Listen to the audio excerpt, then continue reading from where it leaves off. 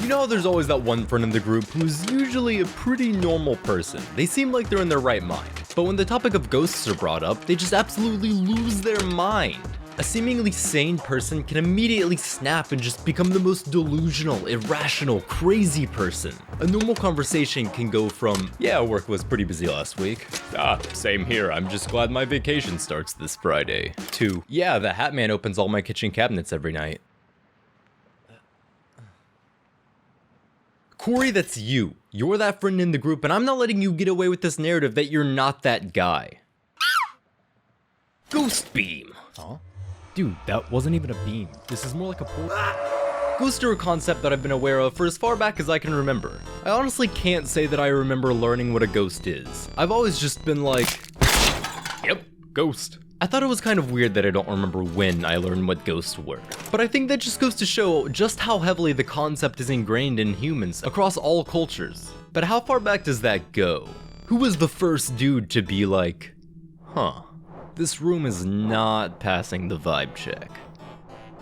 A ghost is the visible manifestation of a dead person's spirit, and so as it turns out, people have actually been dying for like a while now. Like since it started, even. So I guess in that sense, it stands to reason that the belief in the existence of ghosts is also pretty old. 1764 marks the first piece of major literature to focus on ghosts, Horace Walpole's The Castle of Otranto. The story is about a man named Manfred, the Prince of Otranto. The novel begins with Manfred attempting to marry his son Conrad to the Princess Isabella. You see, Manfred is paranoid and kind of losing his shit because of a prophecy he was told in which he would see his family come to ruin, and he thinks that a political marriage like this is just what he needs to save his lineage. On the wedding day... okay, so this next part is kinda wild. I want you to guess what happens next, because I don't think you'll be able to unless you already know the story. Okay. On Isabella and Conrad's wedding day, a giant hat falls out of the sky and crushes Manfred's son to death. This is the birth of Gothic literature. But honestly, this isn't that old. There's gotta be something older than this, so I think we need to go deeper. Going back further to about 1346 to 1352, a funny little thing happened called the Black Death.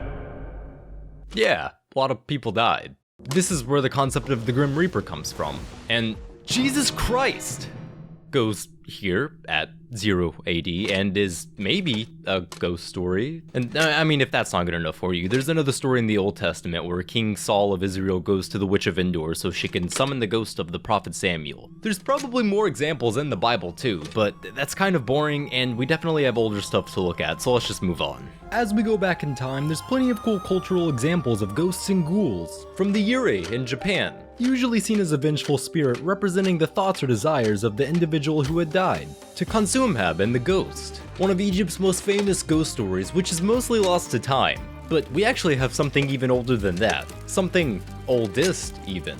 Let's get to the absolute most ancient thing I could find on this topic. Let's talk about the first ghost story. The first human civilization was in the Mesopotamia region, known today as Iraq and Kuwait. When someone died in Mesopotamia, they were usually buried in the courtyard of their homes, and the family that lived there were expected to leave offerings to show respect. These days, when we think of ghosts or how we would interact with them, the normal reaction is usually one of terror or fear. But in ancient Mesopotamia, ghosts were more like a pest. Most people, after seeing a ghost, would probably just be like, oh man, got ghosts. The ghosts people would deal with most often were usually their own dead family, appearing due to some kind of unresolved issue or improper burial. So to solve this, they had these cool little exterminator dudes who did magic at the ghosts until they left. These ancient exorcists had many tools for dealing with ghosts and demons, like these little bronze statues made to bury at the threshold of homes. They basically worked like a scarecrow, but for ghosts and such. Now, to get a little more specific, the oldest piece of physical evidence we have for ancient people's views on ghosts is actually a tablet detailing instructions on how to properly exorcise a ghost. The tablet dates back to around 1500 BC and was found in what was once known as Babylon, the capital of Mesopotamia. It depicts an old man on the left being led with rope by a woman on the right. The idea behind it was to create two dolls, the first presumably being our dead Gramps or whatever, and the second being some woman that you create. She's not real, presumably. After this, you were supposed to bury the dolls together, so that Gramps could get some underworld pussy. Yeah, that's really how you're supposed to make ghosts go away. Just gotta get them laid. If you've made it to this point in the video, then thank you so much for sticking around. If you enjoyed, then feel free to like and subscribe. This video probably wouldn't have been possible without the work of Dr. Irving Finkel. He's probably the most knowledgeable person when it comes to Mesopotamian culture, and also is kinda just like the best.